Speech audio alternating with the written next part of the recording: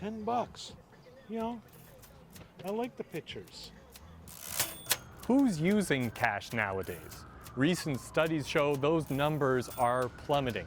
Only about 10% of transactions in Canada are done using physical bills and coins.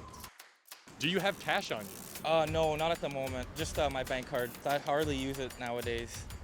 Even kids at this Vanier daycare were using cards at this grocery store activity to buy ingredients for their smoothies. The bills, maybe it's just the texture, they shrivel them up and they end it up on the floor. The cards, it's like they know that it goes in the little toy register box. It's different. They don't know what bills are. The Bank of Canada and consumer advocates say the trend only accelerated during the COVID-19 pandemic. Some businesses now only accept cards or electronic payments. They shouldn't be turning away money.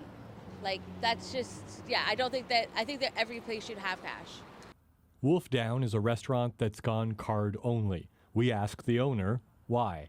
When you're handling cash, there's a lot of extra steps and processes. Staff have to count all the cash when shifting off, shifting in, and we have to count it at the end of the day. You have to do bank drops. Customers are carrying less cash. It's easier to do the accounting, and it might also be safer. For a moment, we tried having cash tips, and those got stolen a few times. So just removing tangible cash from the equation makes it a lot safer for our staff. The consumer advocacy group Option Consommateur says there's nothing in the law that requires businesses to accept cash. They say the trend is still troubling. We believe it's the most unacceptable thing, especially if it starts to happen in stores that offer essential goods. We don't want to see this trend go into grocery stores, corner stores, or pharmacies, for example.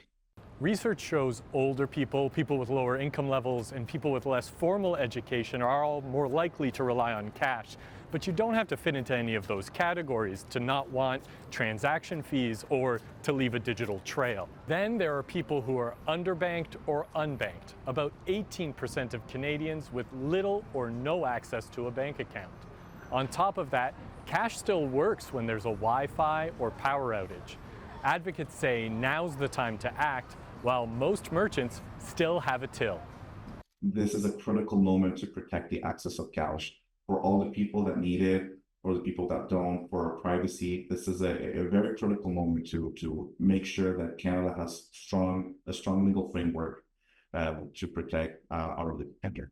The issue made it to Parliament this summer. Conservative MP Ted Falk was inspired after he couldn't buy a hot dog and pop for his grandson using cash when they went to watch a Winnipeg Jets home game. And I thought, wow, well, that's kind of strange. What if I didn't have a credit card or a debit card? Falk has proposed a private member's bill to create a legal framework for protecting access to cash. Cash gives people freedom.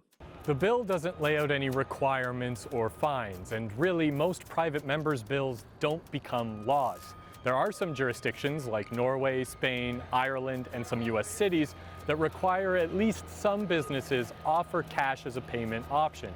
The bill could be the start of making some change.